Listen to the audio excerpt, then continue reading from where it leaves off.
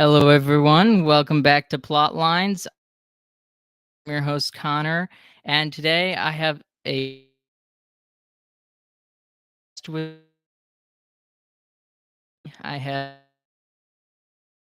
if you haven't I have been on his channel to do a Star Wars episode. I do have linked in the description. It's the it's a third link below his channel. Welcome to the channel, Nathan. It's good to have you on after being on your channel.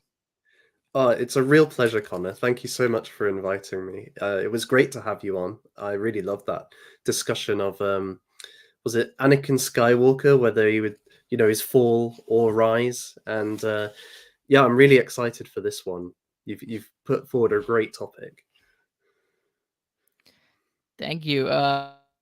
It's so we're talking about Ulmo, Valar of the Waters, and we were talking off the air a little bit, just that Ulmo is my favorite of the Valar. He always drew my attention while reading the Silmarillion, and I find his I find him very important for the telling. What? Why was he your favorite, Connor? Also, I think there's something about sort of ocean that the power Mm, of the ocean, as well as just the fact that he drew the men and the elves to the ocean, and he used that sort of in a way, in ways to help them, as well as he never left them. He never cast them aside, even when they were being naughty. yes, yes. He's always there on the side of elves and men, I suppose, right? I guess that's something we'll get into, but Mhm. there is this sense for me with Ulmo, although he is not the divine of Middle Earth, right? He is an angelic being, as we'll probably explore. Yeah. He he is probably the closest you get to like the biblical gods, constant um, closeness with the Israelites, for example, and with fallen humanity more generally. That although there ought to be this chasm, there ought to be this um, estrangement. He keeps on believing that there's something worth preserving in elves and men, even when they are completely, lost in many ways. So I really like that aspect about Olmo, the imminence of him, and I guess as well the other thing, and maybe you might want to push back on this, Connor. I don't know, but for me, Olmo is like he is the character who, if you were to make a comparison with the Lord of the Rings, for me, he's most like Gandalf in some ways. And maybe I won't say much more on that at the moment, but that's maybe that will come through as we get going. Yeah, I do think that of the Valar, I think he's the closest to Gandalf, Hmm. though in sort of size of infants, it seems that someone like Melian might be Yeah. more influential in that aspect. Um, but you definitely of the highest powers of the world, he has the most sympathy Hmm. in his actions. Even Nyayena is the most sympathetic of Vala. She is obviously because it's her part to play, but he's sort of in some ways at least. Um, but yeah, let's get into more on Almo. I'm going to read off his description in the Valaquenta Silmarillion, and stop me if there's anything that you want to specifically uh, um, point out that catches your attention. Almo is the Lord of Waters. He is alone.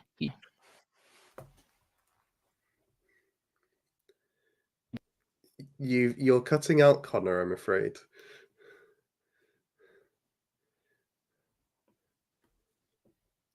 We've lost Connor. Um, And let's see. Hopefully we can draw his attention to it.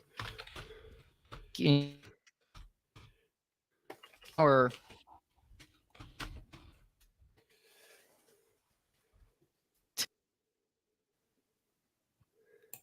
Um, well, while we're waiting on Connor, and hopefully he's able to return soon, it might be worth just saying a word on who the Valar are, to which he belongs to, Ulmo, that is. The Valar are back. the first. Oh, we just about heard you there, Connor. I think he's not come back yet fully. So the Valar are the first beings. They belong to the Ainur. Morgoth brought. Sorry, Eru Iluvatar, the One. He is the first being, that which existed before anything else, and from his thought proceeded the Ainur. They are offsprings of his thought, it says. So he imagined them into being, we might say. And each of them has a different part of the mind of Iluvatar kind of carried across into their character. And so they all have a different kind of activity which belongs to their nature. Now, Olmo is one of these Ainur. He is one of the first. There are only a handful of them. And then there are who are the Valar. That's the highest level of the Ainur. And then you also have the Maya, who are the lower level of the Ainur. Now, in the very beginning of the creation, the Ainur were all taught music by Iluvatar according to the different parts of the mind of Iluvatar which they had received. So some would have some tunes, some would have others. And they were kind of brought together by Iluvatar to play a great music, a great symphony, where all of their parts would work together to form a wonderful, beautiful, perfect piece. Now, there was one Ainur, perhaps the greatest of them, Morgoth, who received um, parts of the mind of Iluvatar, um, all parts of it. And he wanted to create his own independent music. He had this kind of drive to be a creator himself and not have something which had originated from Iluvatar. For Tolkien, this reflects a kind of nihilistic tendency within Morgoth. This is desire to not allow anything to exist which didn't proceed from the self. But at this point, he just wants his own music in the thing, and so he introduces this. Oh, Connor, I think we have you. Can you hear Am us? I back? I can You hear are you. Can back. you You are back. hear me? You're still a little bit stuttery. Um, Sorry about that, everyone. it's okay. It's okay. I was just before we were getting going, just giving a bit of background on who the Ainur were, um, because obviously Olmo belongs to them. So I thought it might be helpful just to clarify that. And I'd got to the point in the story with the great music where Morgoth or Melkor at that point introduces discord into the music. This causes discord to enter in, which will later be reflected within creation. There's a sequence of battles, it seems, between the music of Melkor and the music of Iluvatar until it reaches a climax. And then we learn that actually, although Melkor thinks this music is independent, it actually, because he himself proceeds from the being of Iluvatar, his own music must come from Iluvatar too. And so it actually contributes to the glory of the whole. After this point, so Iluvatar has shown the Ainur that the music they made will actually be the basis of a new world, which reflects this. And each of them will have a part in creating that world, right? And so when they learn about this, the world is made, by the flame imperishable sent by Iluvatar into the void. And so many of the Ainur then enter and become the Valar and the Maya. Remember, the Valar are the higher order, the Maya are the lower order Ainur. But they discover it's a world which is bare, it's barren, and it needs to be cultivated. And so each of the Valar have a certain part to play within that, certain way of cultivating it, according to the music that they learnt from Iluvatar. So that gives us a bit of a sense then, okay, now that we're going to look at who Ulmo is, what was his role within that order? So, yes. Connor, is there anything you would add to that kind of initial description of the Valar?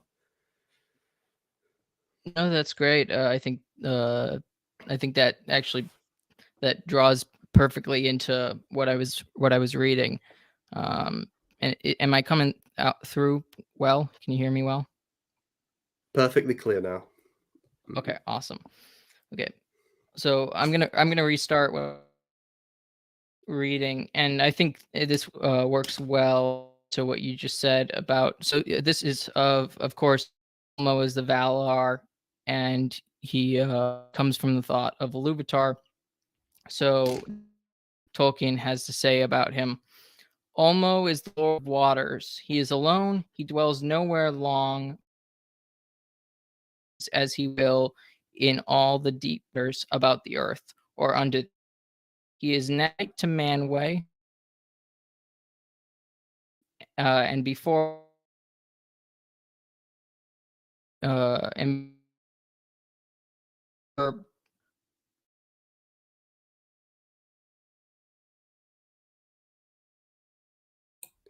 We've but lost you there. again. Oh, there you Uh, are. You're back through now. You cut out for a bit.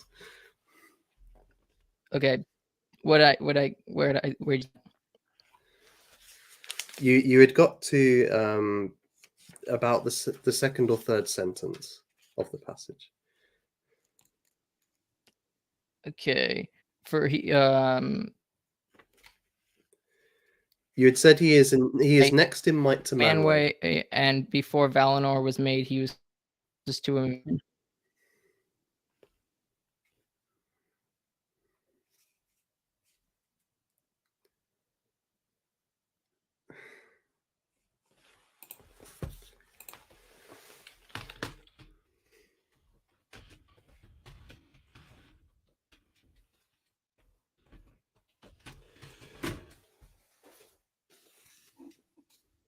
It seems.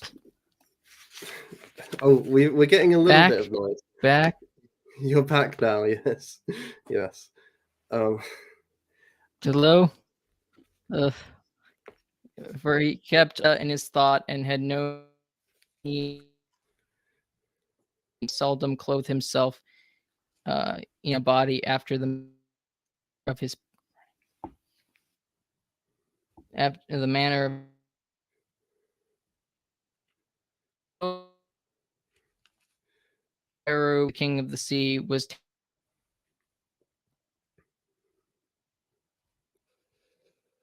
with dark helm frosted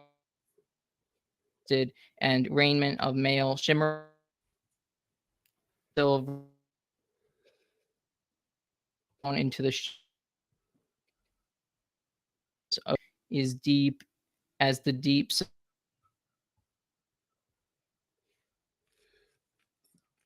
has.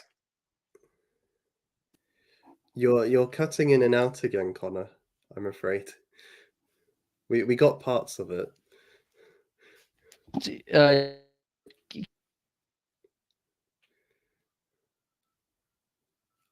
Perhaps.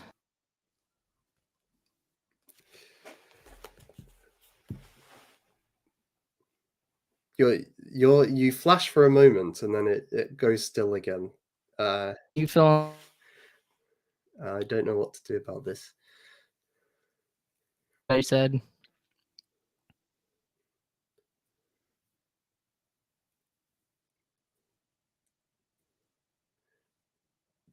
If you could try it without the visual, that might help the audio um, aspect. That might be a solution.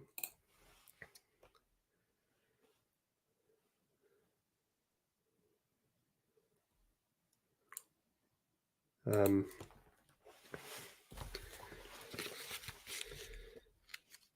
okay, well, hopefully Connor will return. in that passage, let's just go through some of the things in that passage. So we heard that Ulmo is the Lord of the Waters. So that is his sphere within the order. His region.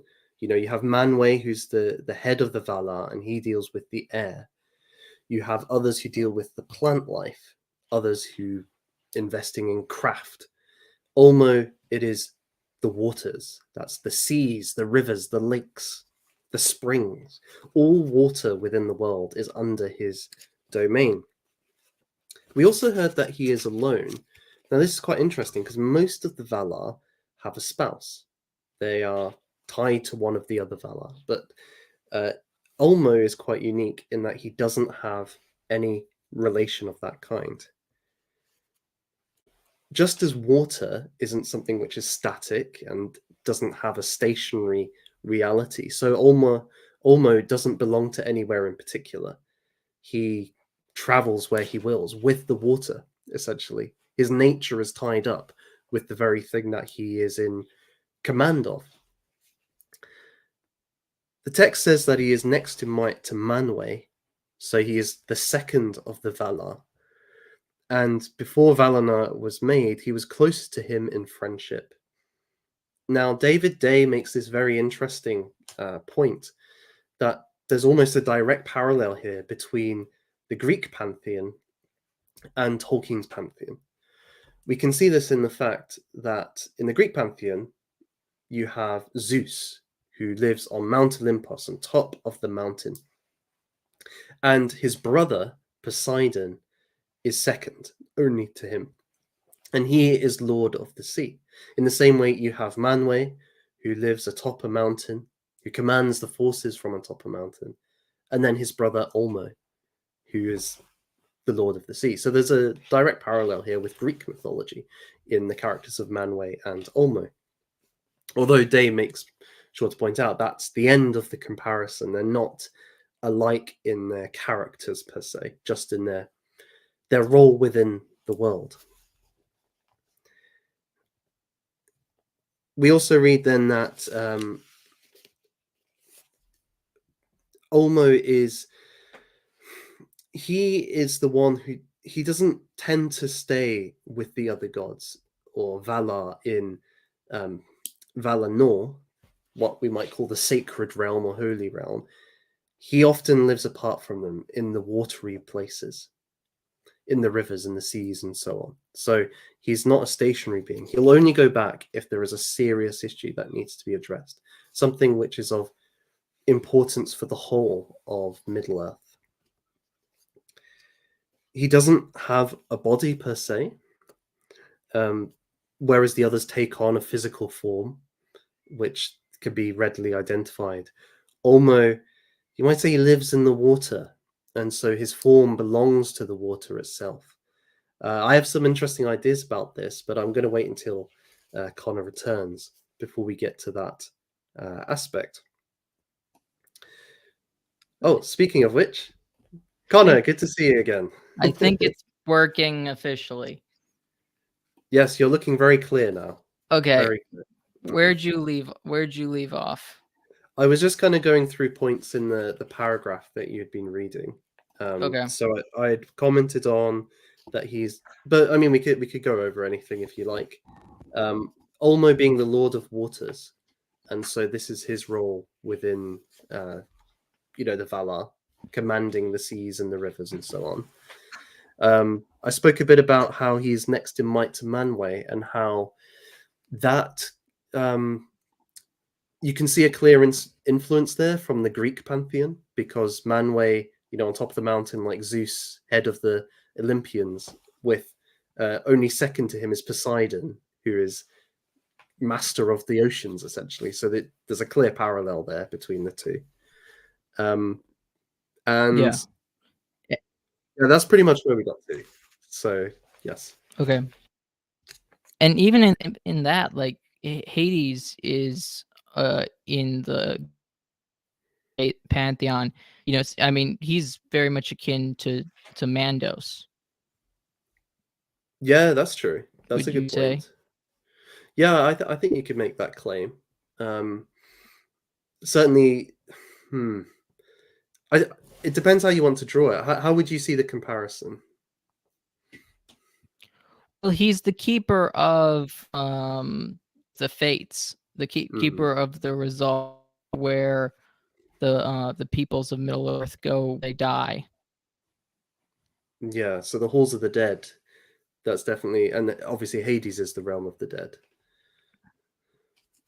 Hmm. Mm. Yeah, and they seem to some degree, uh, even in uh the split, Ulmo, Mandos, and Manway have sort of three different points of view Mm. in how things should be run. Yeah, that's true. That's true. And Am I coming through? but at the same time, they're always on the same side with it. They're not. It's not like, oh, one of them's working against the others. They just have different perspectives and I guess different functions within, um, I guess, the triumvirate who lead the Valar, perhaps. Um, so it's a bit like Mount Olympus. Hades, Yeah, Poseidon, and Zeus are not against each other, but they will kind of maybe have different views on what should be done or how how their influence should be exercised.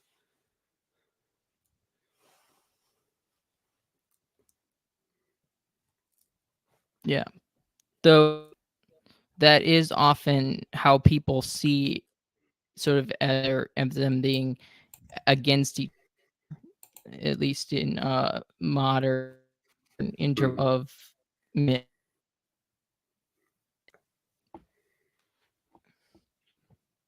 So, would you say that in the myth, obviously, uh, Zeus, Poseidon, and Hades aren't in aren't in aren't in conflict, but a lot of their interpretations in modern media makes them to Hmm. be. I mean, I think there's probably some parts of the myths where they are in conflict to a degree. So if you look at something like the Trojan War, the Greeks versus the Trojans, there's different gods on different sides, right? And they're backing their own forces. And I would need to go back and look at which side is backed by Poseidon, but I know Zeus seems to uh, act on different sides depending on which gods have got his favor at different points. But nonetheless, Gotcha. even if they're in conflict in that kind of situation, it's not like Zeus and Poseidon are at war over who should rule the gods, or in a way that threatens the existence of the gods as rulers of the world. Whereas if you take like Morgoth, he is a threat to all of the Valar because he thinks he should rule and they should all serve him. It's not like that with Zeus and Poseidon. So I think that's why I say it's a bit closer to the relationship of Manwë and Ulmo, although it's not identical. They Manwë and Ulmo never seem to come into that kind of conflict. Yeah, exactly. And they even the nobody seems to really conflict with Manway himself, though they do sometimes butt heads like amongst the lesser Valar. Hmm. Like for instance, so elves are come into the world. The Valar go to war for them.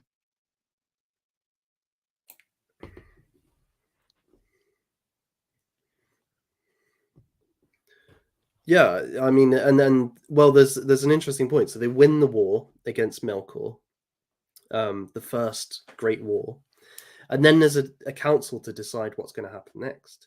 Should the elves be welcomed to Valinor? Should they be taken over to this land, or should they remain in Middle Earth and kind of live their own independent existence? Manwë is essentially leading the group that says, no, we want them here. We love them, So it's not out of possession. They love the elves, and they want to give them kind of the crafts, the goodness, the treasure that the Valar have to kind of raise them up to their level, as it were. Whereas Ulmo leads the other group, the smaller group, who says, no, we shouldn't bring the elves to Valinor. We should let them live in Middle Earth, and actually, they will be the agents who heal the world in Middle Earth. I've always thought, well, I think there's two things here. One is that we have to remember the Valar all have they all proceed from different parts of Iluvatar's mind. So they all represent different aspects or impulses or values which Iluvatar has together.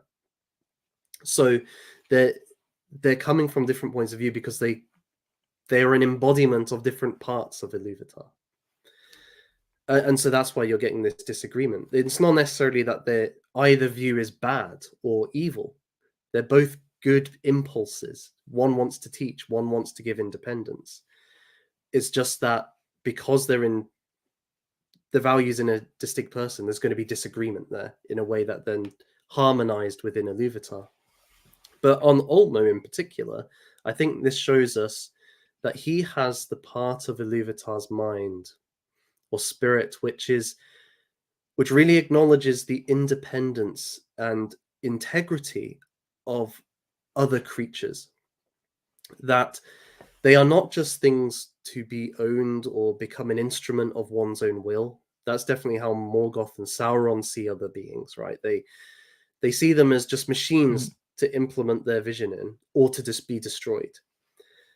Whereas Iluvatar, by the very act of creation, acknowledges and his willingness to allow them to commit acts of evil or goodness depending on their free will, respects their I hesitate to say right, but their there's a certain value in allowing a being to have its own destiny or path which isn't controlled by Yeah. you. And Ulmo has that part of Iluvatar for sure. Well, would you say that Ulmo also sees having them being in Middle Earth a easier place for him to protect them and to guide them? Mm. It's like he has more influence in Middle Earth than he does in Valinor. Yeah, that's a really good point because as you mentioned in the passage, Ulmo doesn't reside in Valinor. He resides in the waters and the seas and so on. So he would be able to inform them more there. So there's definitely that aspect. The text is quite interesting as well because so this is a Silmarillion text, or the Quenta Mhm. Silmarillion. When they do decide, there's a majority that says, okay, let's bring the elves to Valinor.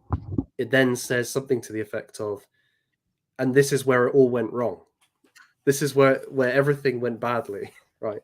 That the Yep. elves came to Valinor. Um, they almost got too close to that which they couldn't handle or can deal with, and we see that tragically with Fëanor or Fëanor or however you want to pronounce it, and the Silmarils.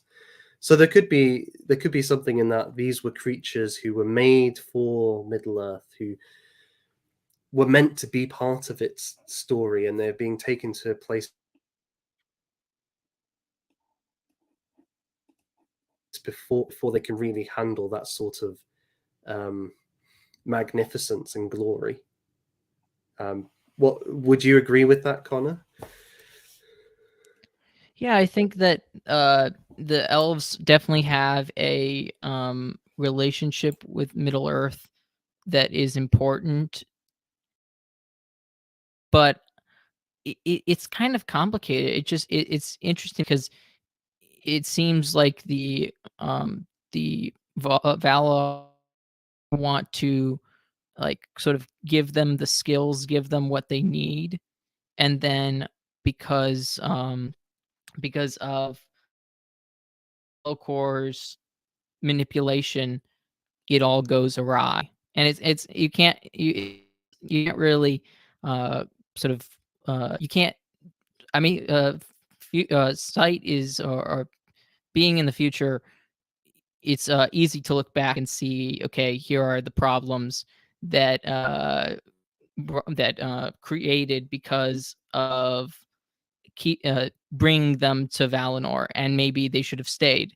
But it seems like the elves do their home seems to be in Valinor because, or at least some of them, at least the Eldar. The Eldar's home is Valinor because the Valinor is calling to them, and when they're in Middle Earth, and in Lord of the Rings, you see that they are going back.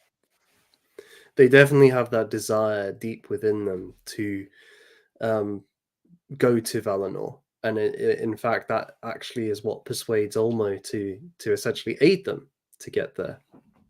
Um, and I take the point that there is a sense in which their home is Valinor. I just wonder if there was, how to put it. We see in the Second Age that many of the elves, rather than wishing to return to Valinor, which they would be allowed to at that point, want to make Middle Earth into a place of Mhm. harmony. And this is what really leads to the creation of the Rings of Power, right? Is that Sauron manipulates this desire to heal the world and perfect it, and thus ensnares them in this trap. But there is this love for Middle Earth, and these are these elves are the agents who are able to preserve and maintain the beauty of the world for a certain amount of time that they're appointed to. So I do wonder whether Ulmo's instinct here to not have them come to Valinor may have clocked onto this ability in the elves to essentially be the stewards of Middle Earth for a certain amount of time. Maybe they needed to go through that amount of time before they would come to Valinor. Um, I do but you're right; it's a before you complicated relationship. yeah. I do wonder though how civilization would come into existence if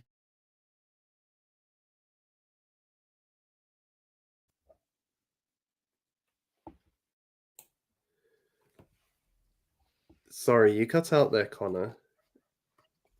I wonder how civilization would prosper Hmm. if they hadn't gone to Valinor. Hmm. Do you see how that would work? Well, I Create think civilization, but that yeah, and even then that certainly is she's a Maya. yes. Sorry. No, no, it's okay, Connor. I think you're right that obviously within the story, going to Valinor, they are taught many skills, many crafts. They learn languages, for example, which makes it possible for the Noldor to become this kind of wonderful beacon of light within the world and bring that back with them to Middle Earth. Um, but the question is at what cost, right? And the cost is, of course, that this the bringing of the Eldar to Valinor results in, you might call it, the fall or a second fall, the destruction of the two trees, the robbing of the Silmarils, the plight of the Noldor, or the flight of the Noldor, and the various kinslayings that take place during that. So it's you could see it a bit like a Promethean story in a way, where great good comes from the gift of fire. It's the basis of human civilization, but it also is associated with the destruction of a golden age and men being thrown out into a world of suffering and toil. And perhaps with the elves coming to Valinor, there's a sense in which it's a it's a wonderful thing, but it's also a really dangerous thing, and the two go hand in hand. You can't have one without the other. Yeah. That makes a lot of sense. And you mentioned the Melkor destroying the trees, but before that, Mm. he is released from his prison, and Ulmo is still suspicious. He pretty much still knows that Melkor isn't on the side of good, and though he does still, as we talked about, their relationship with Manwë, both Tolkas and him are still ready to fight, but respect the decision making. Yeah, that's a really interesting part. Because so for context, Melkor, after the First War, he is imprisoned within the void, and he has to stay there for a certain amount of time. But then that time comes to a pass, and he feigns repentance. He seems contrite for what he's done and wants to help uh, the rebuilding of the world and the education of the Eldar as best he can. And Manwë, who the text is quite interesting here. He says he has like no conception of the hatred in Melkor's heart. He just can't understand or even conceive of that possibility. He's so pure and good, you might say, Hmm. that it goes beyond him. So he just accepts at face value the contrition of Melkor, whereas Ulmo, as you rightly point out, doesn't fall for it and doesn't believe that he is truly repentant of what he's done. He can see into the evil of Melkor's heart, which might in itself suggest that there's a degree of darkness within Ulmo because he can conceive of this, right? In comparison to Manwë. I'm not saying he's an evil character, just he has that potential within him in a way that Manwë doesn't. Yeah. But then, as you say as well, he's uh, unlike Melkor, whose whole um, driving motivation is the elevation of himself and thus disrespecting his superiors. He um, Ulmo is willing to concede the right of authority to Manwë. He won't fight him on it. He acknowledges the hierarchy, the cosmological metaphysical order.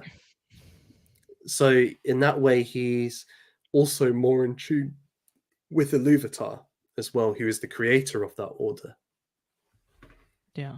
Uh, I put up this little slideshow that I'm gonna have Mm. going through our talk. What do you think of the depiction of Ulmo in this image?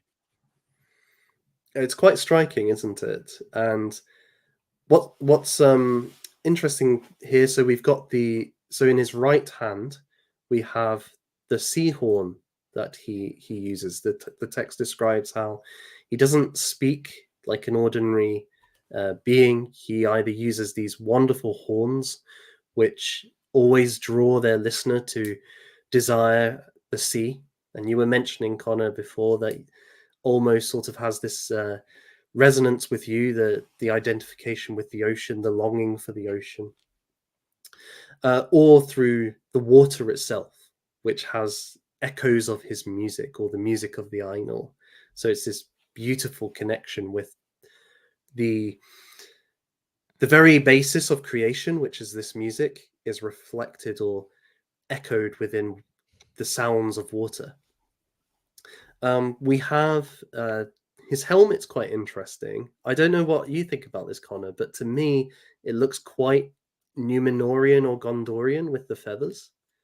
I don't know if they've consciously done that or not. Is it feathers or is it's at least wings? They've Mm, I when they always say when they say wings, I never thought of it as feathers. I've always thought it as just sort of metal imitating or looking um okay. Hmm. looking like wings, if that makes sense. But I guess it does look a little more uh feathery. So yeah, that does make you think of Numenor, but it makes sense because Mm. he aligns himself with people like uh Tuor, and that family, the House of Hador, eventually leads to the Numenorians. And with the Numenorians being living in the middle of the ocean, it makes sense that they would have that deep connection with Ulmo, even though I don't think they have much state connection with him, do they? No, no. Um, Yeah, yeah, it seems that the Valar are become way more singly minded in the Second Age, if that makes sense. Like they speak only with one voice, I or see. they Yeah, or even Iluvatar delivers the messages himself in some sense with the destruction of Numenor.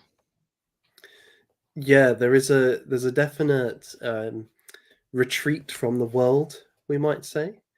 Um, at least explicit engagement with the world, which is surprising given what we were saying earlier about Ulmo being, of all of the Valar, when the rest of them retreat to Valinor and cut themselves off from Middle Earth after the Noldor, commit their terrible acts of killing other elves and take the Silmarils away from Valinor. He remains in contact with Middle Earth and is constantly involved with it, in part because being the Lord of Waters, he has a presence anywhere where there is water, and so that means across Middle Earth. So it is a little surprising, we might say, that his presence isn't as obvious. But I think I would say to that there is this sense of in Tolkien, you start with these really gigantic golden age kind of stories on an epic cosmological scale. But through history or through the different ages, there's a sense of decline or coming closer towards human history, which is smaller. It deals with smaller enemies and smaller heroes. So by the time we get to the Lord of the Rings, okay, Sauron is a big deal in the Third Age, but in the First Age, okay, he's the lieutenant to Morgoth, but he's not the big bad guy, and he couldn't compete with Ulmo if there was a fight between Sauron and Ulmo, right? So there's a sense of decline, and with that, there's a there's less engagement or less ability to be aware of the presence of higher beings or the Valar or so on.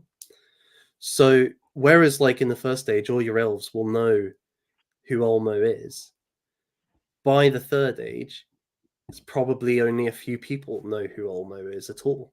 Um, Gandalf, who himself is a Maya, and maybe Galadriel, Celeborn, Círdan, but most of the characters won't know who he is, but they still feel his presence. And my evidence for that is there's this idea of the call of the sea, the horn being the call of the sea, and Legolas feels that call um, towards the end of the Return of the King, and he himself will go across the sea in due course. But it's not a call for Valinor; it's a call to the sea, which he feels, and Mm. that's almost cool. So he's there, but people don't know him explicitly being there. So maybe he's still there in a sense, but because the characters don't have the awareness or vision to really appreciate his presence, we the reader don't see that. Yeah, and but even it's interesting in the first age, he actually works through men often Mm, more, and that's interesting because you then men become more prominent, and it seems like he's less influential. But I think it actually stems from a different aspect of sort of the rules for the Valar and the Maiar, and that is that basically you can only fight or you can only combat someone of your same power. mm, yeah. And now that makes me see more what you mean about Gandalf. He is the Gandalf of the First Age, because he is the, sort of, he is trying to rally the forces of Middle Earth in his own way. Mm. Or not Middle Earth, I guess it's Balerion, but Middle Earth and Balerion are kind of the same in some aspects. They're often interchangeable too in the text, Yes. Yeah. so that gets a little confusing.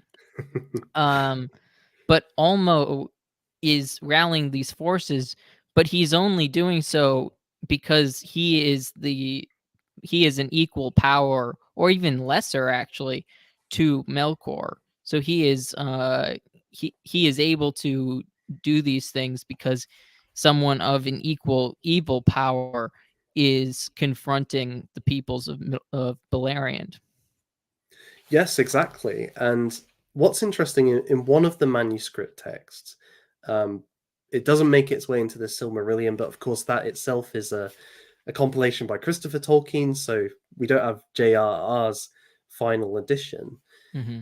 Um, Ulmo addresses Tuor, and he says to him at one point, I was appointed before the beginning of the world to fight for the cause of good, to be that presence within the world which maintains the good in the face of darkness.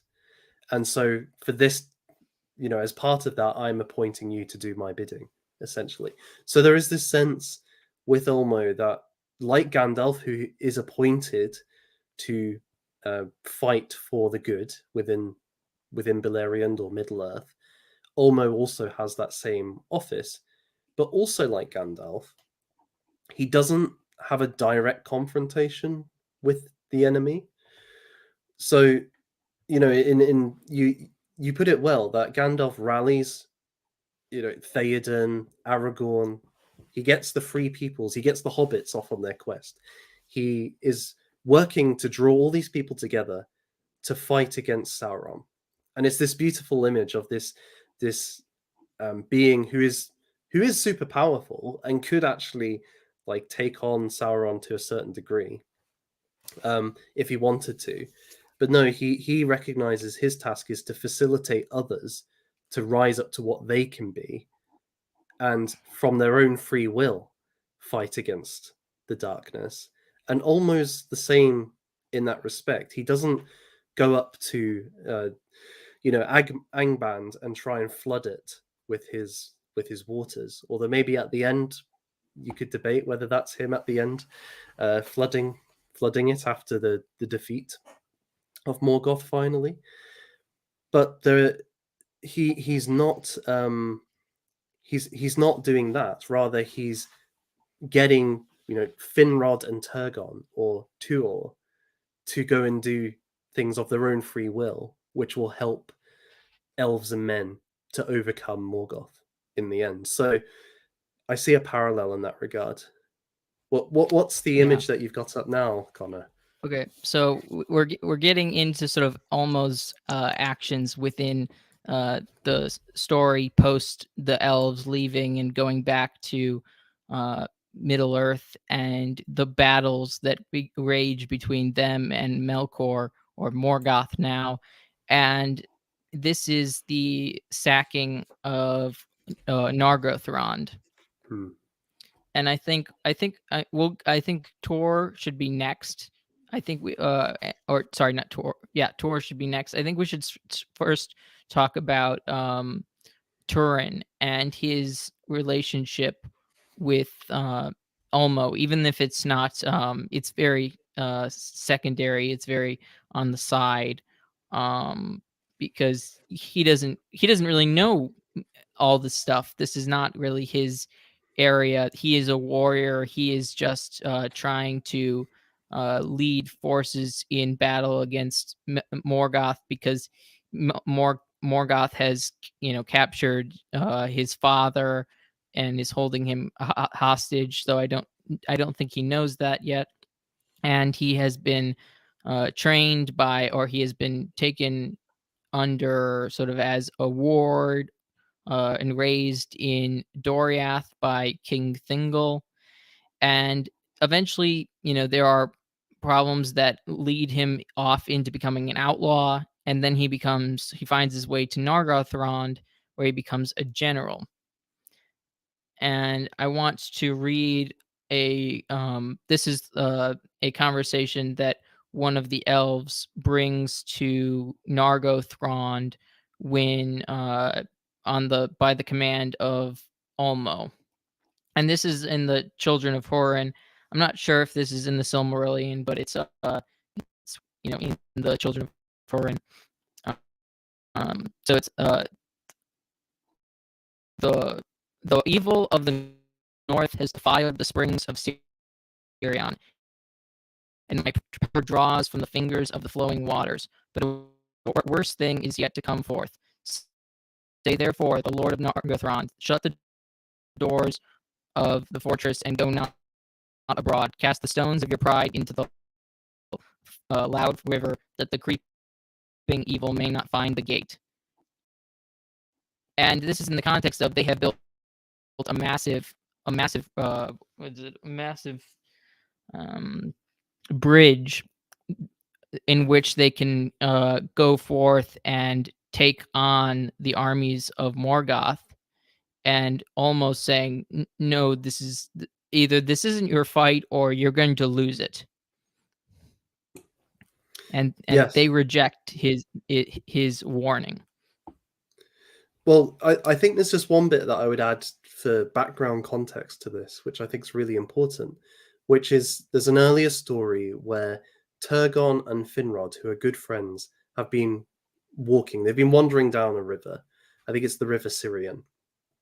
And they fall asleep. They fall into deep sleep. And both of them receive dreams from Ulmo. This seems to be one of the ways he communicates with elves and men. And both of them have a sense in which they should go and build a retreat or somewhere safe, which, if all the other elves are destroyed, then at least there's somewhere that can last out for a bit longer from the darkness of Morgoth. And so Finrod is moved by this dream, by these instructions from Ulmo, to go and build Nargothrond, which is, this under the mountain sort of palace.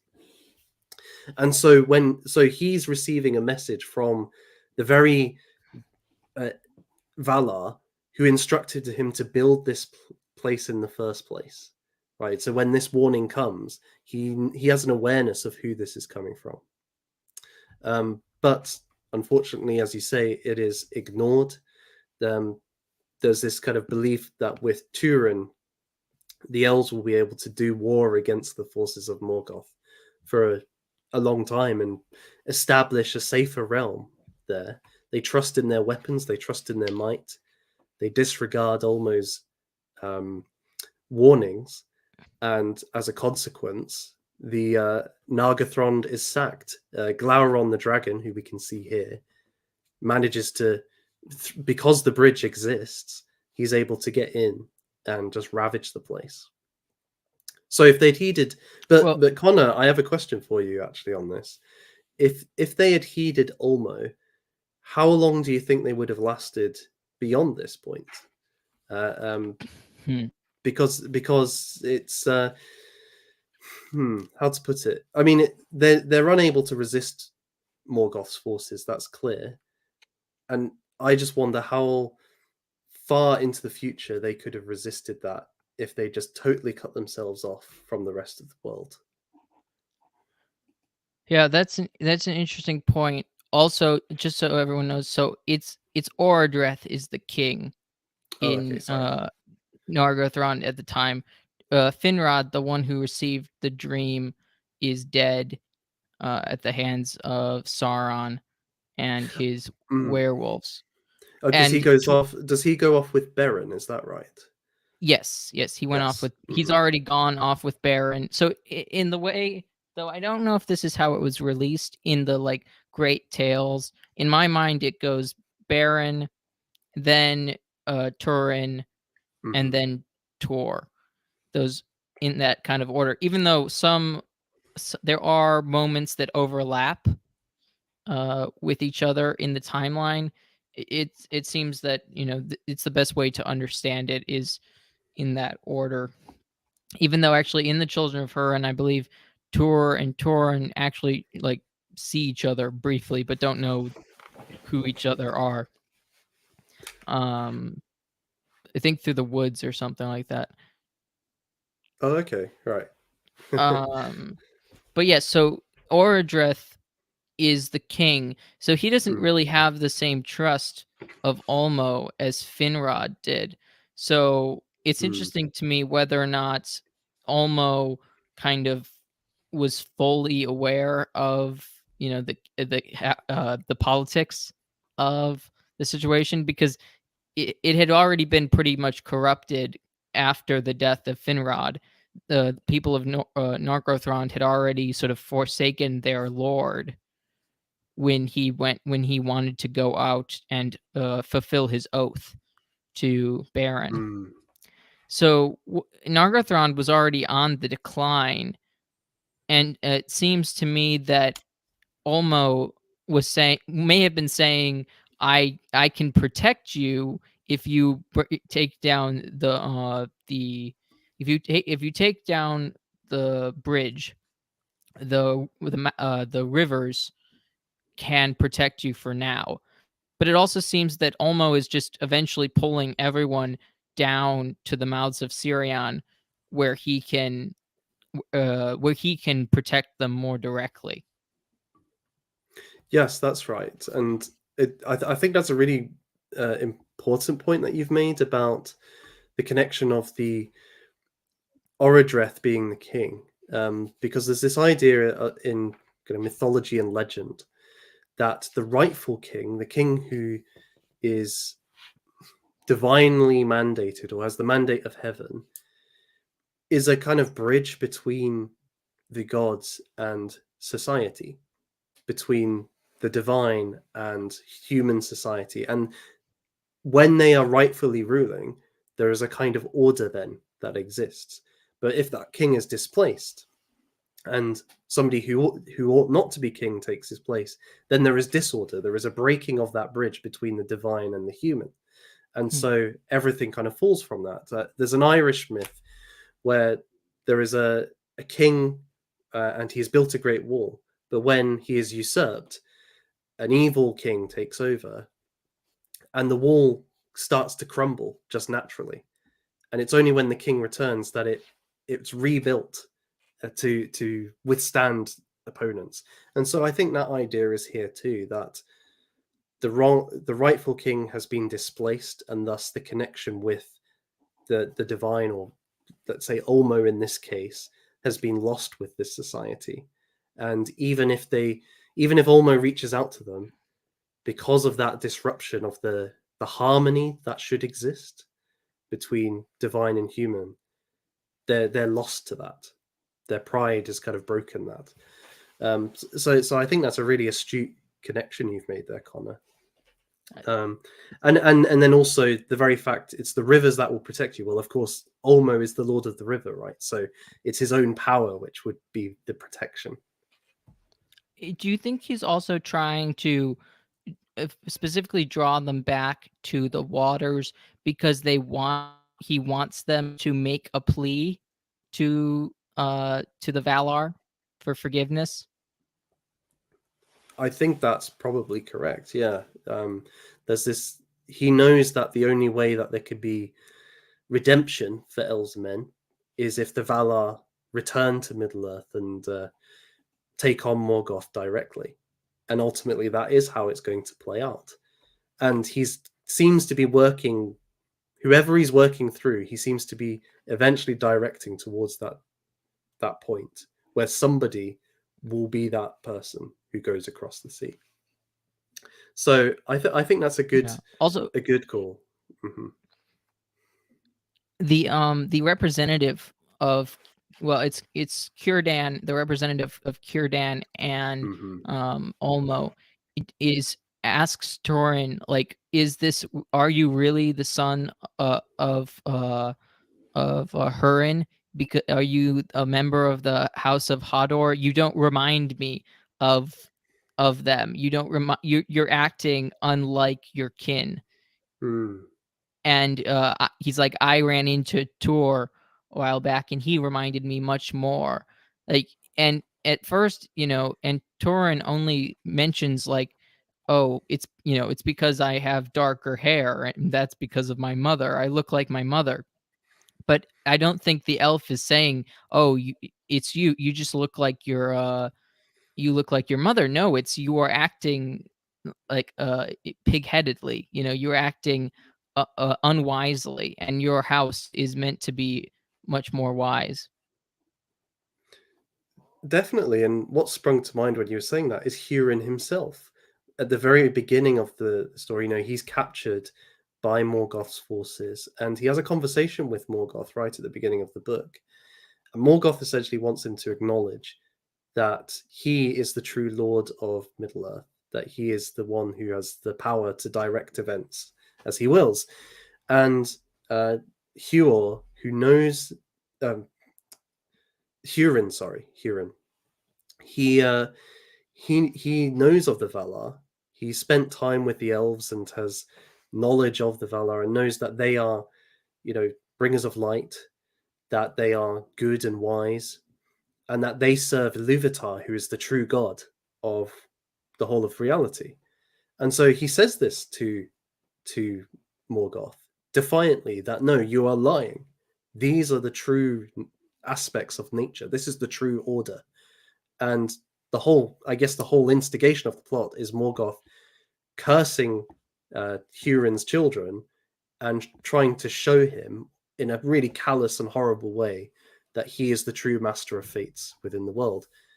The point being there is somebody like Hurin, he would have listened to Ulmo because he holds the Valar in such high regard.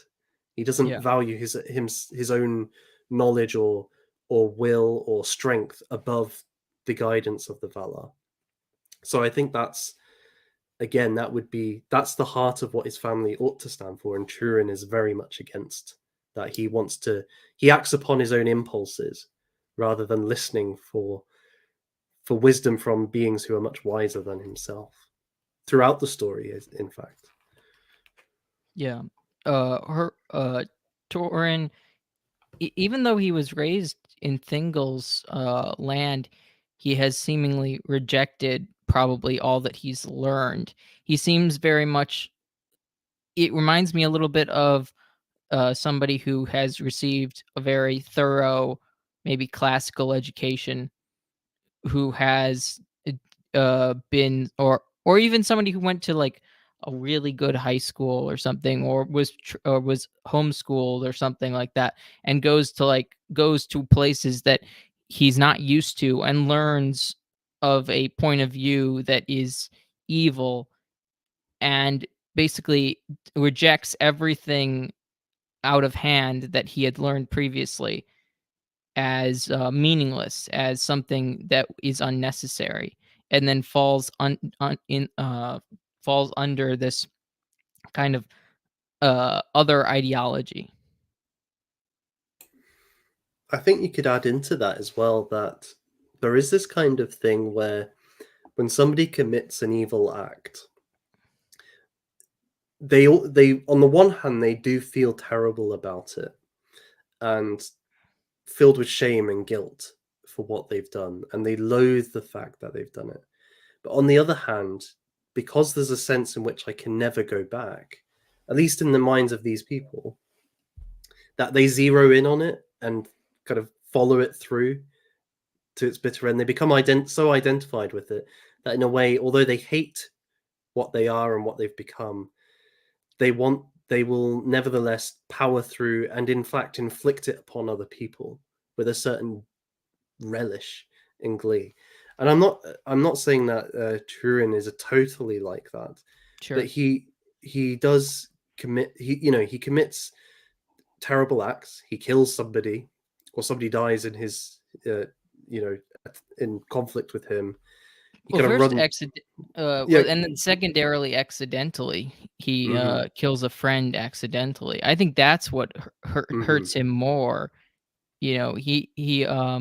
The first guy is is definitely, what's the word? He's making fun of him. He's bullying him.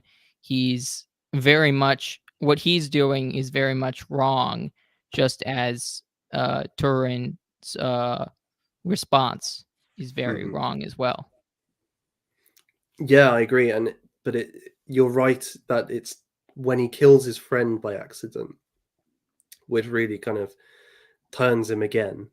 And although there are moments where he seems to have some movement towards redemption, uh, there's always this pride, and there's always this kind of belief in his own tragedy, which he never shakes off. He believes he's a tragic character because of what he's done or what's happened to him, and so it almost determines his fate because he believes so much in that.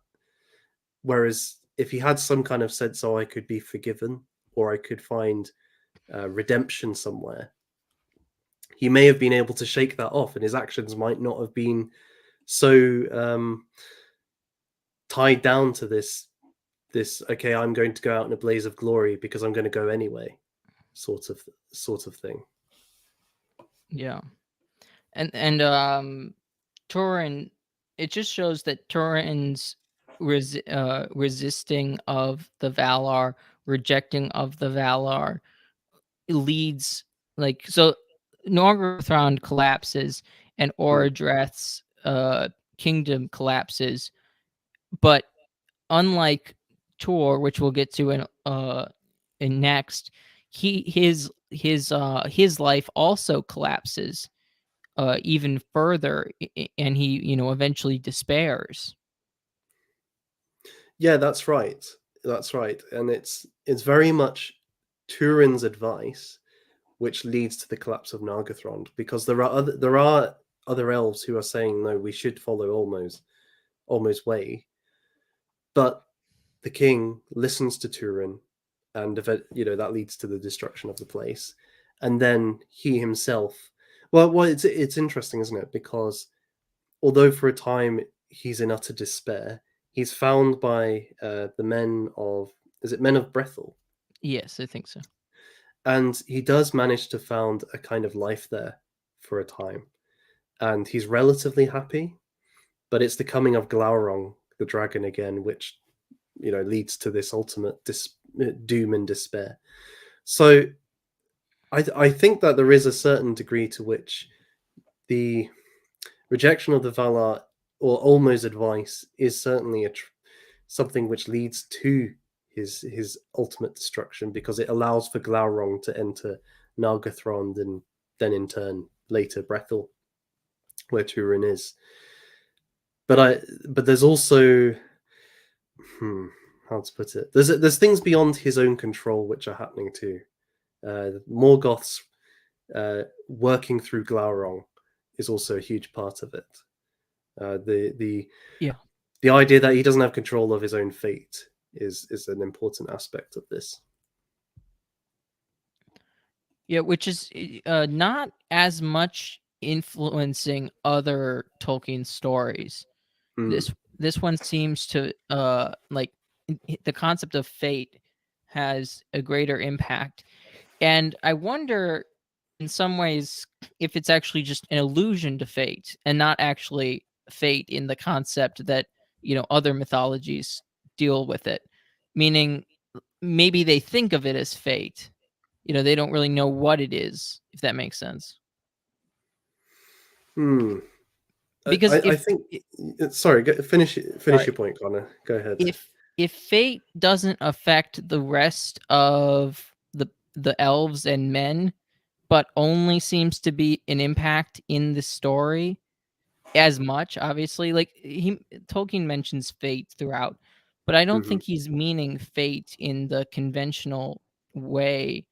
I think he's more meaning, providence in a lot of ways. I think he's more meaning, what, based on what you have done, what naturally transpires because of it. But in some sense, when you read it in Children of Hurin, it seems more that from their perspective, they were cursed and they have no way out of it. But I almost think that's just them trying to rationalize their mistakes. So I think you're onto something here, and I should say that there is quite a bit of debate about this in Tolkien scholarship about the relationship of freedom and fate within Middle Earth, and there's a number of different points of view on this perspective. I think though that you're right to pick up on that throughout um, Tolkien's Legendarium, he uses the word fate quite consistently, and he's quite insistent. If you read like the end of The Hobbit, for example, Gandalf gives Bilbo a telling off for assuming that it was lucky or coincidental. All these things that were that just happened so perfectly for the this hobbit to achieve so much. No, there was something else going on. In Anglo-Saxon, uh, there's this word weird, which which would translate as fate or doom. And by doom, it doesn't necessarily mean like doomed to a terrible end or kind of condemned to a terrible end. It can mean that, but it's more there's an appointed end for you. Now, is this something that just proceeds from your actions, or is it something which comes from outside? Is it external? Is it like providence, for example? I think that we can see in Tolkien's story, there is this idea that um, all things have been, in some sense, ordained by Iluvatar, that they come within his designs, but the way he works is through free creatures. And it's because of their nature, because he's almost arranged each being so that they have a certain nature, so they'll act in certain ways freely in certain contexts, that this kind of beautiful pattern can emerge, which results in his glory. And if we take that view, then you can have a view of fate and free will working together, or providence of free will working together. You're very right, though, to say that this story seems to not fit that pattern. And the reason why we can say that is because Iluvatar's work, although although there is evil within the world, we're told at the very beginning in the Ainu Lindale, the creation story, that Iluvatar will use the evil of Morgoth and turn it to good. In fact, it won't just be turned to good. It's almost like it's something which is necessary for bringing about an even greater good. And we can connect this with the Christian idea of the happy fault, or the felix culpa. Uh, Roman Catholics will know this quite well from the Easter Mass, right? Or the Easter services. This idea that the incarnation and redemption are the greatest goods that could be brought into being, but they can only be in being if there is evil in the world, right? Because the redemption has as a precondition that there's a fallen state of humanity, and they must be redeemed. Well, that therefore, if you're going to have this greatest good of all, which brings most glory to God, and an even greater creation than could have been otherwise, there has to be a fall. And in my view, Tolkien's work has this idea with the creation of Morgoth, who's this being who works evil in the world, but that allows for a set of redemptions to take place. But Turin's story is the only one within the Silmarillion which has no real redemption in it. He is afflicted by all this evil by Morgoth, which he seems to be able to do very little about. And then he dies in disgrace, in despair, and the story itself seems to have no redeeming arc. You could look to the very end. There's discussions of the kind of last battle where Turin will get some redemption, but within the story itself, as we have it, there is none. So people have said, this seems to be the victory of Morgoth. His view that he rules the fates of Middle Earth seems to be correct here. I think your suggestion that maybe this is just a misunderstanding on Turin's part, and maybe all the characters involved, that actually It's just their free choices might have some merit to it, in the sense what I was saying before, that if Turin has this kind of belief he's a tragic character and he acts according to that, he can't see that he could act in a different way because he has this. He's confined himself. He's identified himself as cursed, and so he Yeah. kind of follows that route. That was a long way of agreeing with you, I guess, Connor. In the end. Yeah. Well, it makes me think, this popped in my head. It makes me think of people who have desires, but because they don't want to neglect those desires, they just say that those desires are a part of me, so I must act on them. Otherwise, they've given themselves a reason for why they must do whatever they do. Uh, that that no one else can say no, you're not supposed to do that. They have an argument for why I can do what I want or what I desire. And in the sense is, he also loses his love, his first love, and then um I think it's Findulas is the first the lady of Nargothrond that he falls in love with. And it seems to be that if only she had loved the elf that she was meant to love, it would have been things would have probably ended better, at least for her. But she chose sort of the bad boy, the rebel who, because he wanted to be a rebel, so that is his entire motivation for being a rebel. Yeah, it's quite tragic, and there's this quite sad bit where she kind of comes to the realization that he doesn't love her back, but she can't help but love him. Yeah. So it's this horrible unrequited love, which obviously leads to her own demise, but also the elf that she ought to love, his demise, and so it's this terrible situation.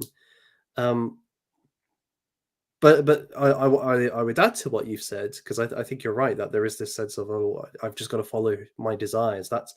That's who I was born to be, right? You get that kind of phrase a lot, and that because I have this desire, that justifies my action X, because my desires must be good.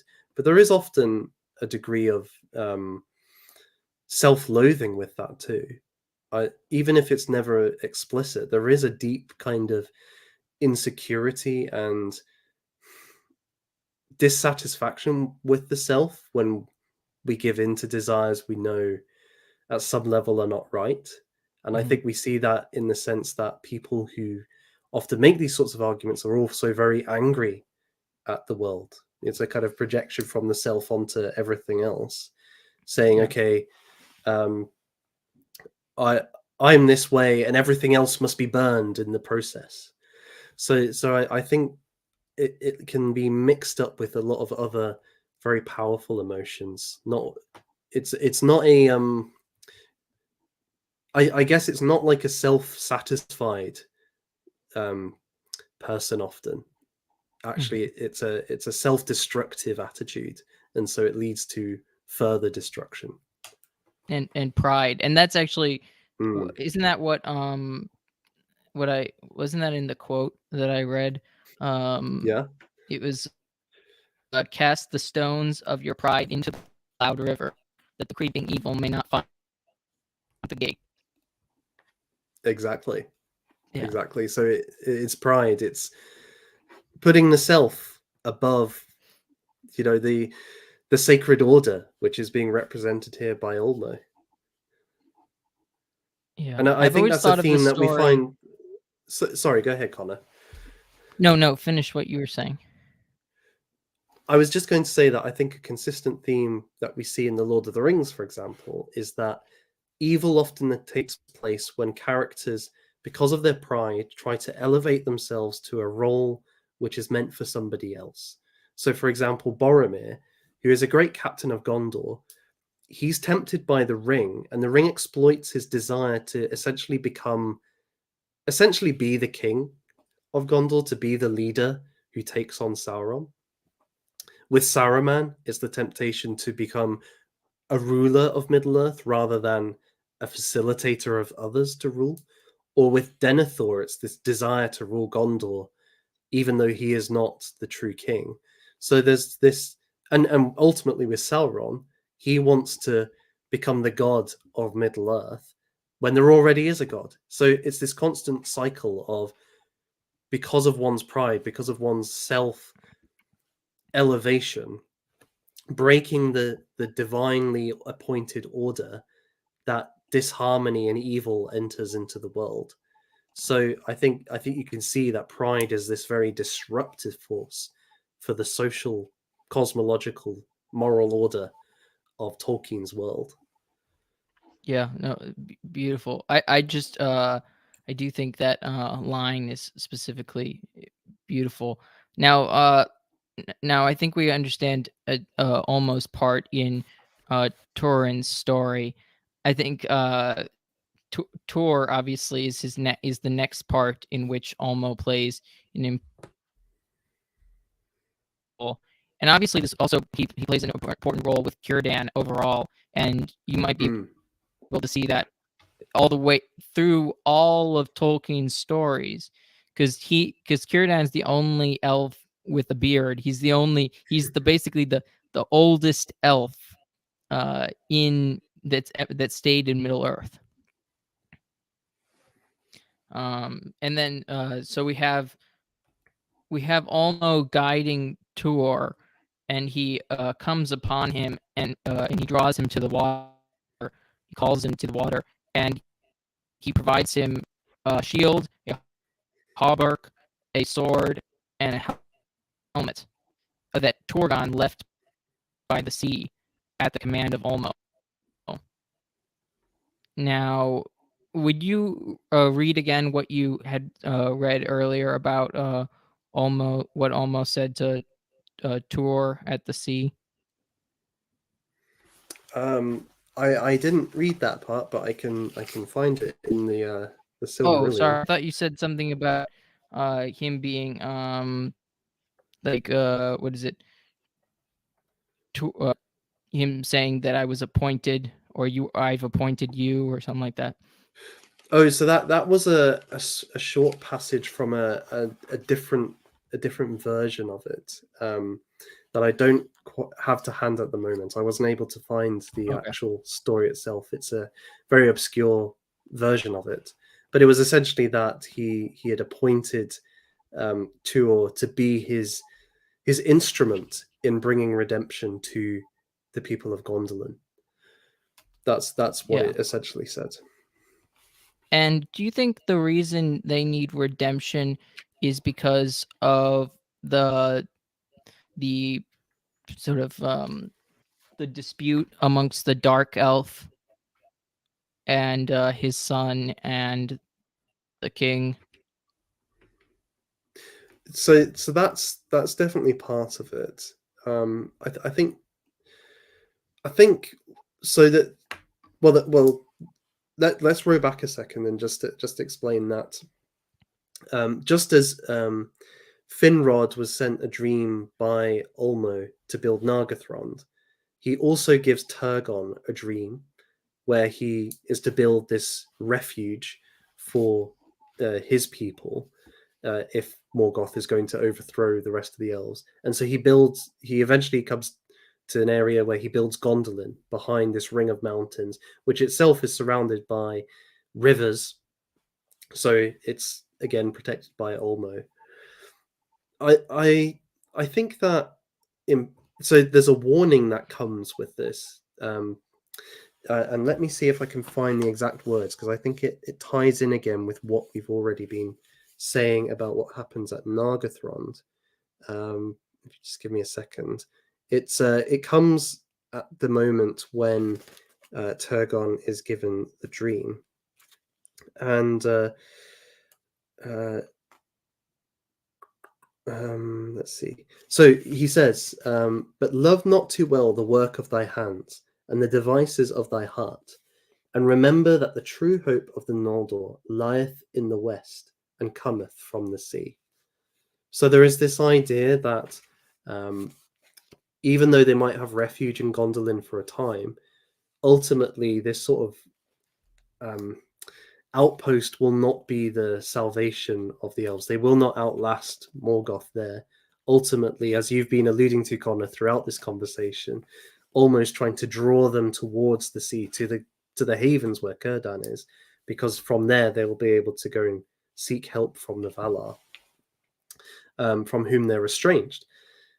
But by the time that Tuor arrives in Gondolin, Turgon has become quite proud about his his defensive position, and he believes that he will be able to withstand Morgoth, and so does not listen to the advice of Tuor, which is repeating this warning and saying we need to leave, we need to flee the city, and instead stays.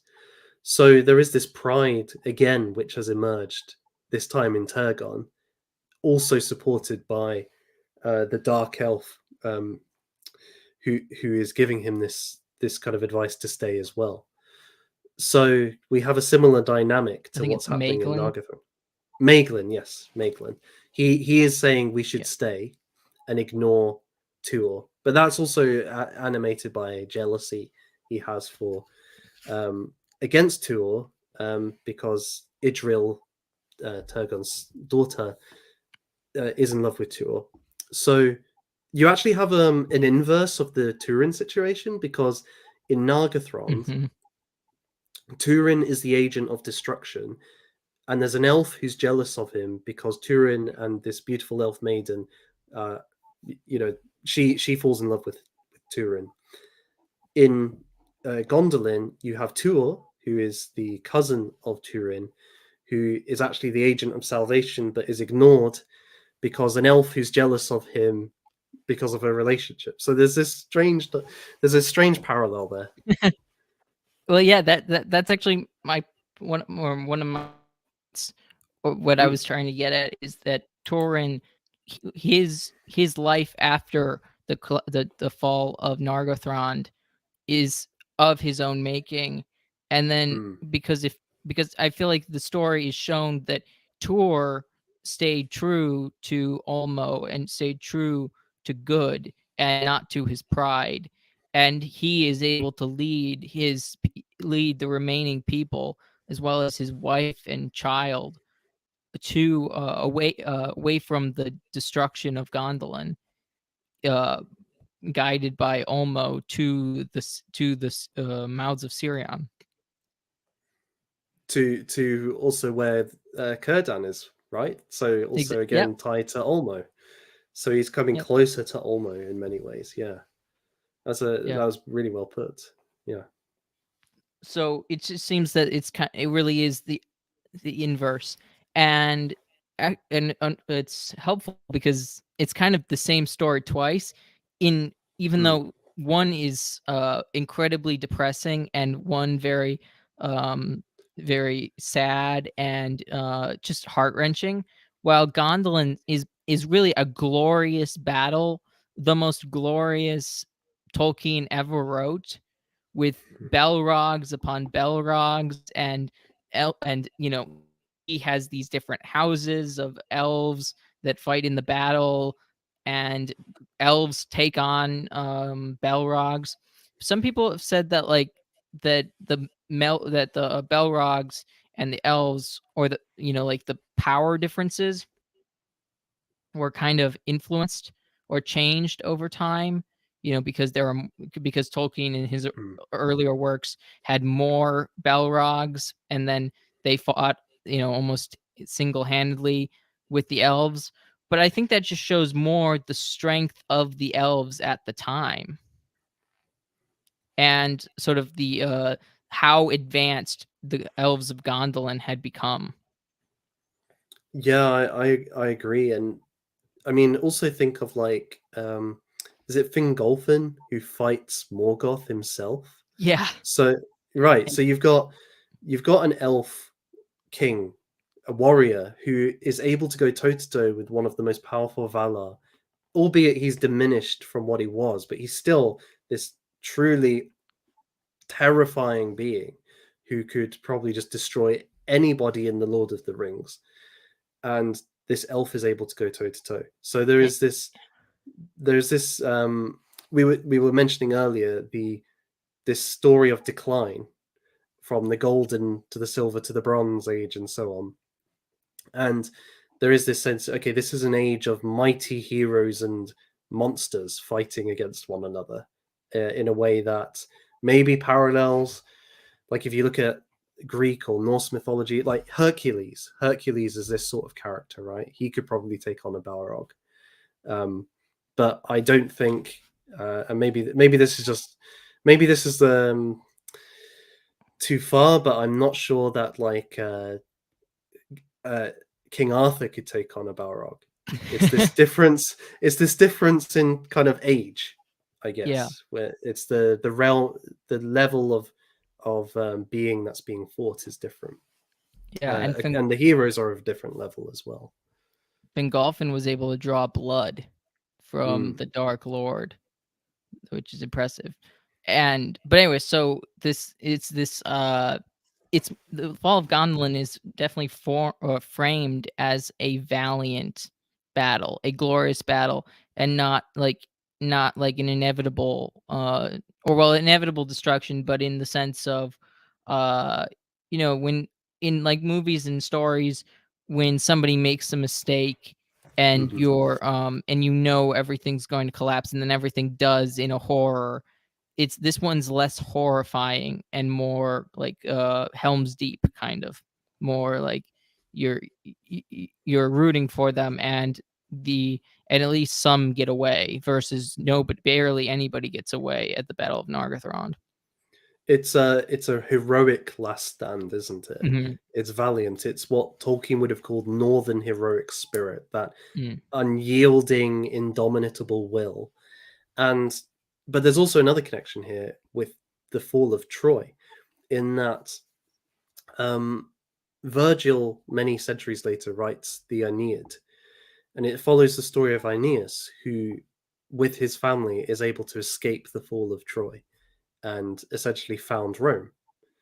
So you have this very similar pattern. Some Tolkien scholars have kind of commented on this, where Tuor and his family, uh, the story almost parallels their escape with the Aeneid, especially as there's a certain character like Maeglin who tries to stop them from escaping and is thrown over the walls in very much the same way. So Tolkien's definitely drawing from that story in this comparison. And of course, with the fall of Troy, okay, it's almost inevitable, right? Because Zeus has proclaimed it's going to happen, and what Zeus says happens. But but there is Mhm. this sense in which the Trojans are not disgraced by the fall of Troy. They fight valiantly and heroically, and are in many ways quite praiseworthy.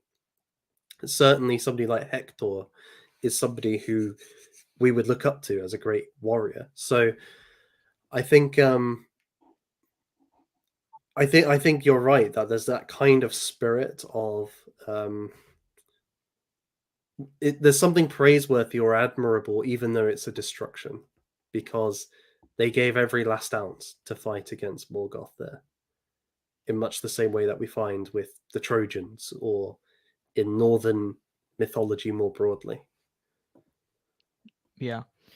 So we're on to the sort of final stage Hmm. of the story. Tor and his family get out of Gondolin, and they live amongst Círdan and his elves, and basically they're under the protection of Ulmo. And Tor and his wife Idril basically take a boat and are never seen again. And that leads their child Erendia to basically be built. He also builds a ship and goes around the seas seeking something, basically, whether he's seeking to or his father or something else. And that's basically the final battle culminates sort of amongst the lands that were left with Círdan, and his wife uh, attains one of the Silmarils, which is kind of it's too much to go into right now. But she is turned into a dove, carries the Silmaril to her husband, and they plead before the council of the Valar for help for men and elves, and the Valar take counsel without Arendil and his wife present, and Mandos says, "Shall mortal men step living upon the Undying Lands?" Because he goes all the way to the Undying Lands and yet live. Ulmo replied, "For this he was born into the world, and say unto me, whether is Arendil Tor's son of the line of Hador, or the son of Idril, Torgon's daughter of the elven house of Finwë?" Mandos replies, "Equally the Noldor who went willfully into exile may not return hither." Thoughts? So there's a little bit before that, which I think is super important as well, which involves Ulmo, which is, as you said, Idril had, Elwing, Erendil's wife, had the Silmaril that she'd inherited, and two of the sons of Fëanor, Maedhros being the leader, attack because they want the Silmaril. And Elwing, seeing that all is lost, throws herself into the sea so that they can't get this beautiful jewel. But Ulmo doesn't allow her to drown, but raises her out of the sea and gives her the form of a beautiful white bird. She is able then to fly to Erendil, and they are reunited. And it's because of I think it's suggested in the Silmarillion that it's because of the light of the Silmaril that Erendil is able to cross the sea. It kind of guides him towards Valinor. So if Ulmo doesn't do that, Erendil doesn't get to intercede for men and elves. He provides that which is essential for the quest to succeed. So he's really involved at that point. And then, as you say later on, so the text says that they are pardoned, that men and elves are pardoned because of Erendil's intercession. But then there is this debate about whether Erendil and Elwing should face death because they've gone on land which they shouldn't have gone on, especially as Erendil, being descended of the Noldor, has been cursed with not being allowed to enter back in, because he is half elven and half man.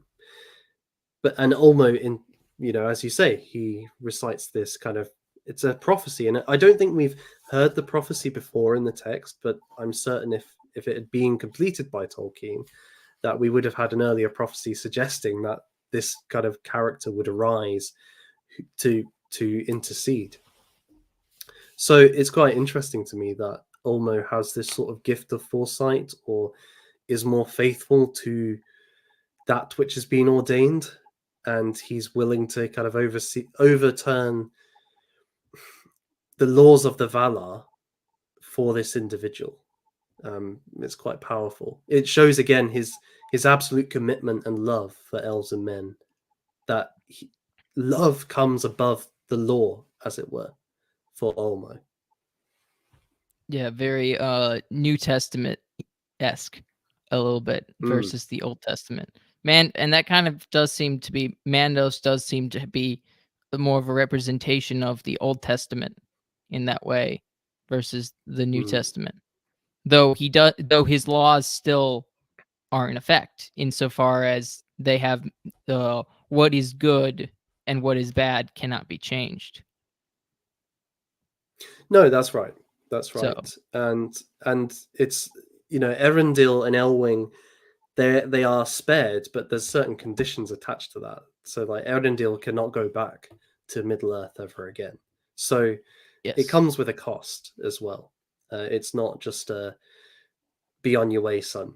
And I think with Mandos, it's interesting as well, because there is actually only one time in which he does bend the rules or leave an exemption, and that's when Luthien sings her song, which is so beautiful and Yes. sorrowful and filled with love for Beren. So love, once more, moves him to kind of allow Beren, or intercede to allow Beren to be uh, brought back from death. So again, love conquers all might be the tagline here.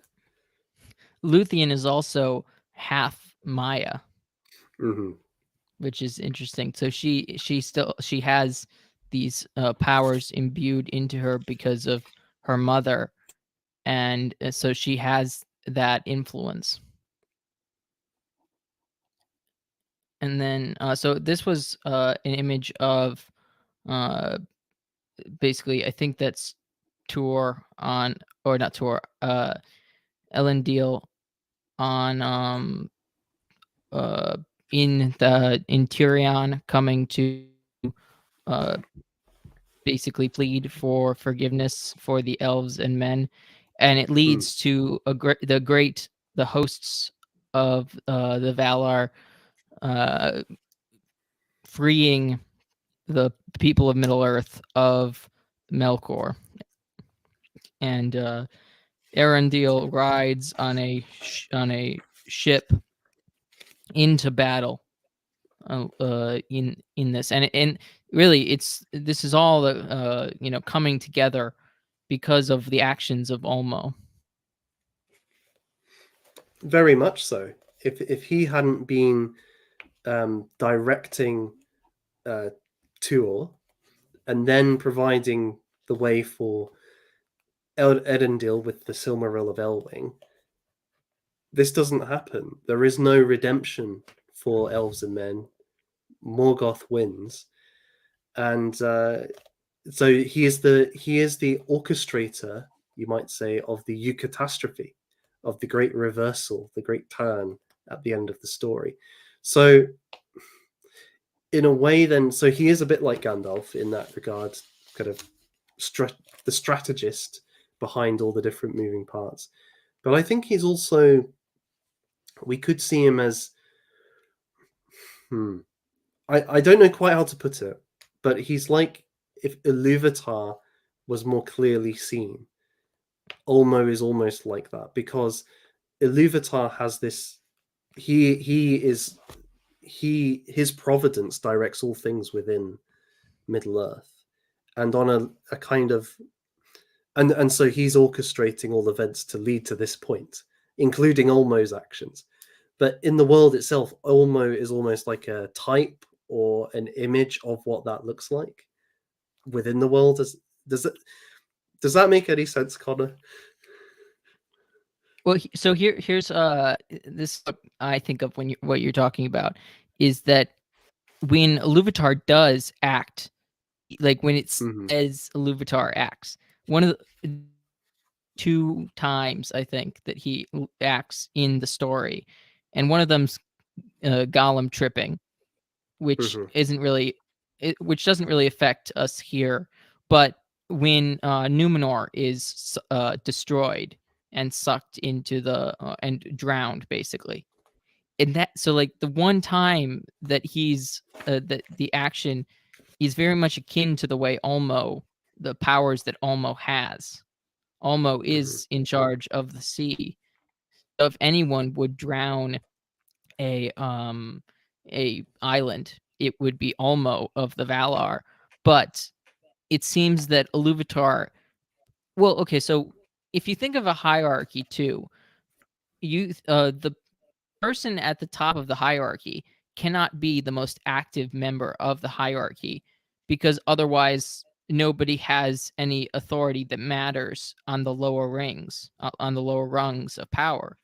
So Hmm. Ulmo almost has to be the more active member, because his dominion is lesser, but it is also more more directly in the face of the elves and men.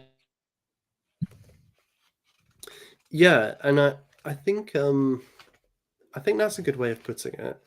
I would also add as well that there is with the action of Iluvatar, it's a little bit different in some ways with Numenor.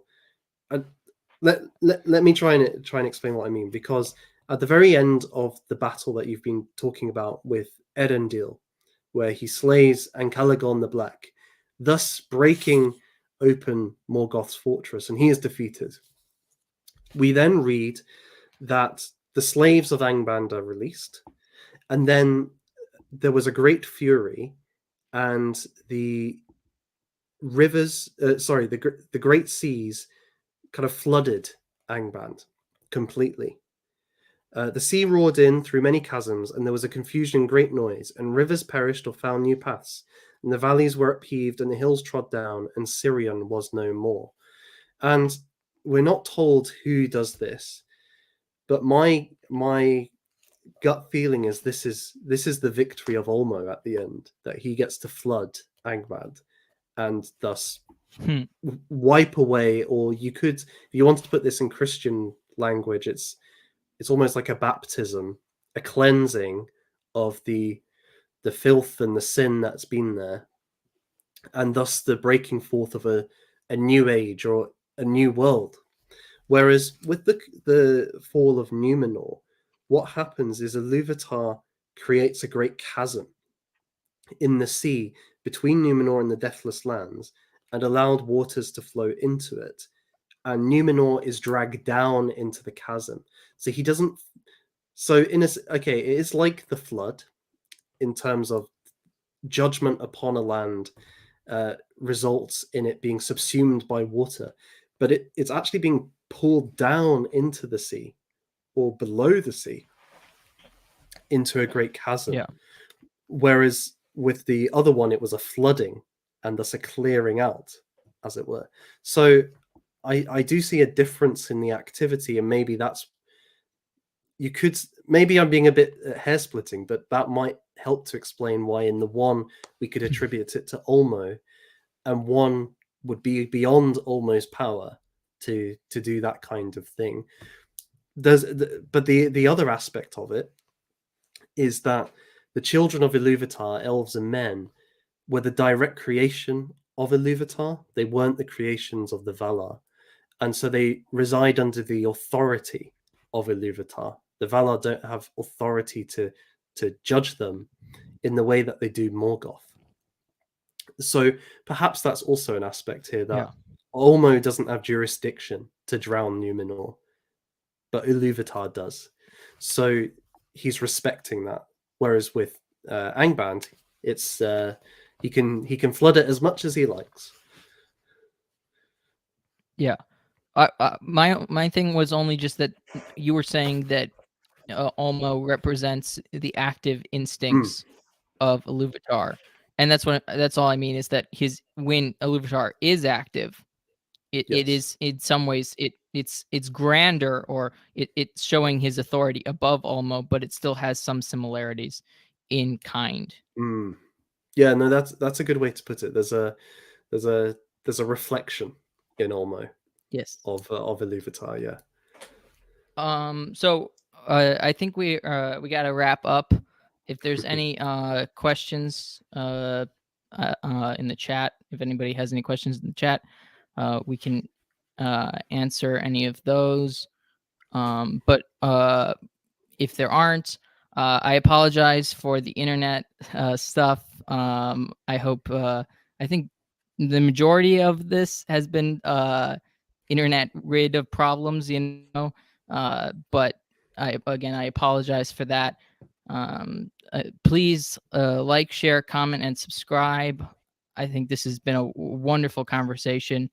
And also, I'm only, what is it? I'm only about 31 subscribers away from 1,000. So Oh, fantastic. we're very close to that. So I just encourage anybody watching to help get me closer to that, so we can get to 1,000.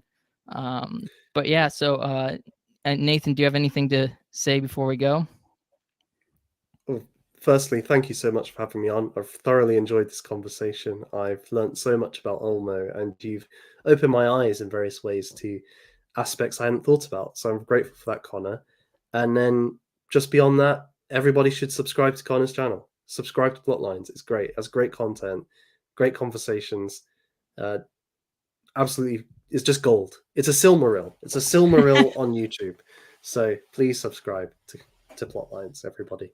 I appreciate that. Also, I linked in the description the episode I was Mm. on Nathan's channel on the fall of Anakin Skywalker, and I have the Arduanye playlist that he did on Apostolic Majesty's channel. They collaborate a lot, and if you liked seeing AM on this channel as well, you'll like those videos that they did together.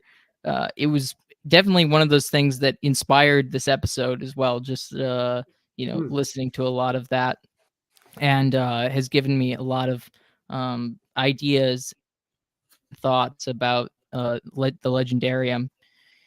And as well, I also have a link to your conversation about whether the Lord of the Rings, the movies, are good adaptations, as well Mm. as please, if you are watching this, if you're not subscribed to Nathan Hood on YouTube, please do that. Go over to his channel. He has great content. You're talking about St. George and the Dragon this Sunday, right? Yes, because it's St. George's Day, Mm-hmm. the patron saint of England. That's our celebration day. So we're going to have Scott Mannion, Rupert August, and Nord Hugo. We're going to be talking about St. George and the Dragon and what it all means, the history, the mythology. It's going to be great. It'll be That's great fun. Yeah, that sounds like a lot of fun. But yeah, check that out. And thank you all for watching, and have a blessed rest of your day. Bye. Bye, everyone.